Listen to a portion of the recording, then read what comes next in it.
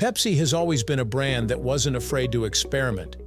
From Pepsi Twist to Crystal Pepsi, the company has released all kinds of wild flavors and packaging over the years, but few were as bold or as controversial as Pepsi Blue.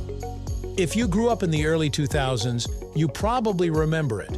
The bright, almost neon blue soda that looked more like windshield wiper fluid than something you'd want to drink.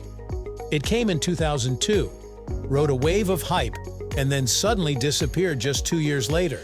So, what happened? Why was Pepsi Blue discontinued? Let's dive into the story, right here, on History of Simple Things.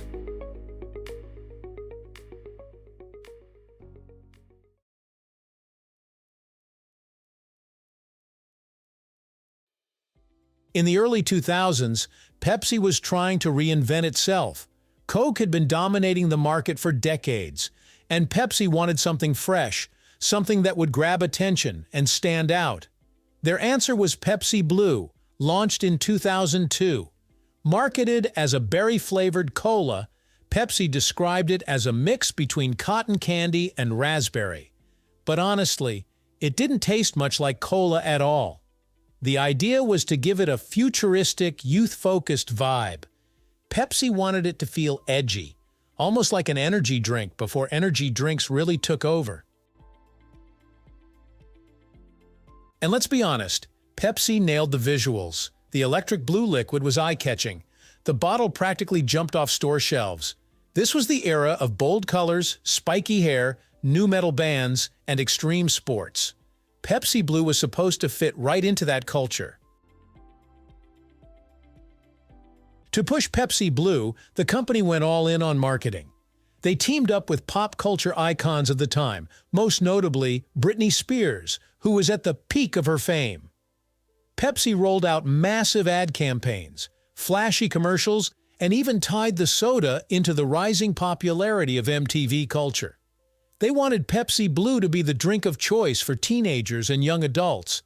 Everything about it screamed youth brand. But here's the problem.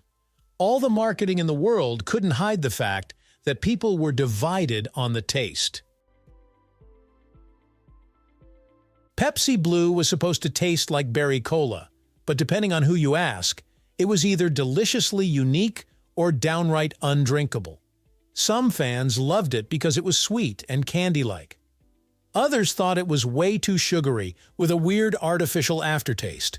Critics even compared it to mouthwash, liquid cotton candy, or cough syrup. And here's the thing. Cola drinkers usually expect a certain balance of flavor. Something crisp, a little bitter, not overly sweet. Pepsi Blue broke that expectation completely. It leaned so heavily on sweetness that it almost didn't feel like soda anymore. So while the color got people curious enough to try it, the flavor didn't hook enough of them to keep coming back. Beyond the taste, Pepsi Blue also became kind of a cultural oddity. People didn't know what to make of it. In the US, it was polarizing. Some consumers bought it for the novelty, others avoided it entirely. But Pepsi Blue wasn't just an American experiment, it was released globally. And reactions varied a lot depending on the country. In some Asian markets, for example, sweeter sodas were already popular, so Pepsi Blue did better. But in the US, where cola loyalty is strong, it struggled to find a lasting audience.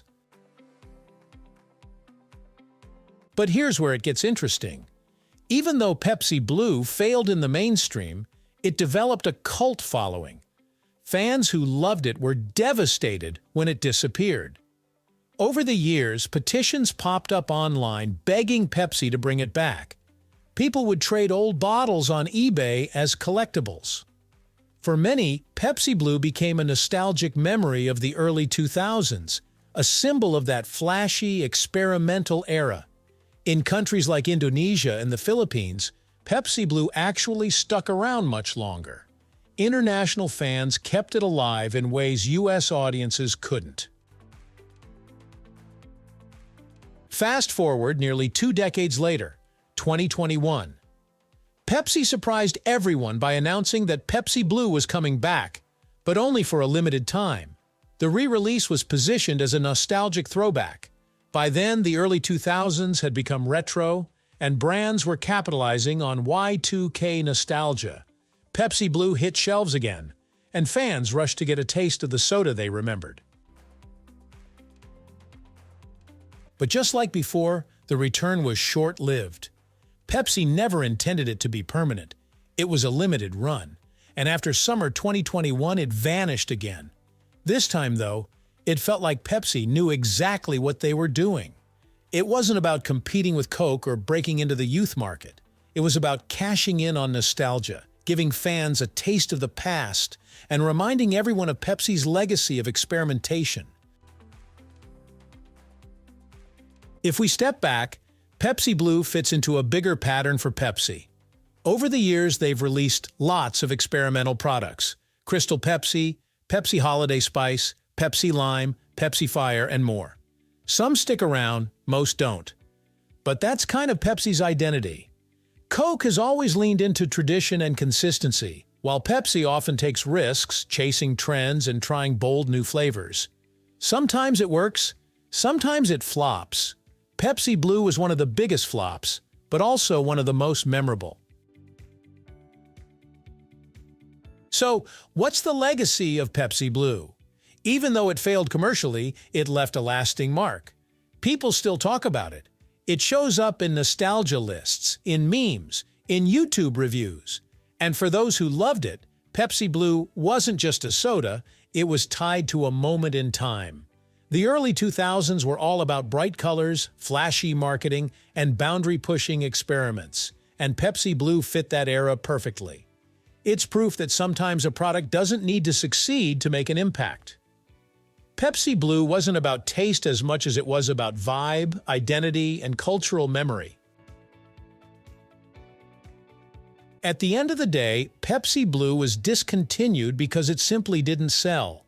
Its taste was too polarizing, its identity was unclear, and the hype didn't translate into long-term success. But that doesn't mean it failed completely. If anything, Pepsi Blue became a cultural icon precisely because it was so strange and short-lived.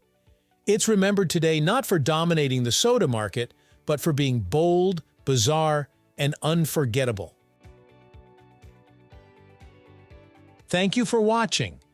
If you have suggestions for our next video, feel free to share them in the comments below. We'll be sure to give you an acknowledgement for your contribution.